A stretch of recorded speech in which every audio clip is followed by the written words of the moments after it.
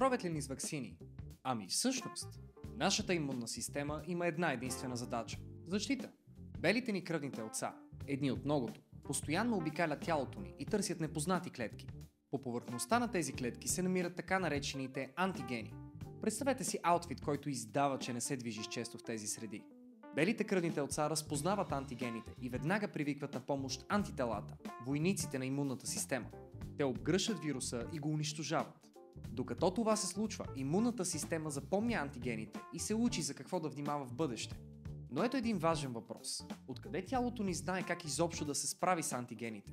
Докато сме деца, имунната система все още не знае срещу какво точно да се бори, но е готова за всякакви атаки. Когато растем и хванем шарка, настинка и други болести, антителата запомнят своите противници. Затова и след като минем варицелата, имаме траен имунитет. Но какво се случва, когато вирусът е твърде опасен или изцяло непознат за тялото ни? На помощ идват ваксините. Те са като учебник по имунитет.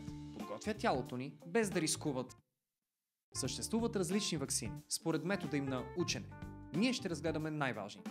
Живите ваксини правят нещо на пръв поглед скандално. В тялото ни влиза жива форма на вируса.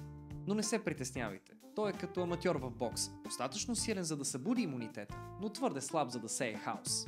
Антителата ни го довършват и запомнят как изглежда. Неактивните или убити ваксини правят същото. Разликата е, че учените вече са вируса и просто показват на имунната система какво да очаква. А сега е време за РНК ваксината. Вместо да изпраща ранен враг в тялото ни, тя предава инструкции. Нашите собствени клетки следват инструкциите и създават антигени, които имунната ни система веднага напада, учейки се в процеса. Ако обаче вирусът мутира твърде бързо, идва време за бустерите. Това връща твърде много спомени.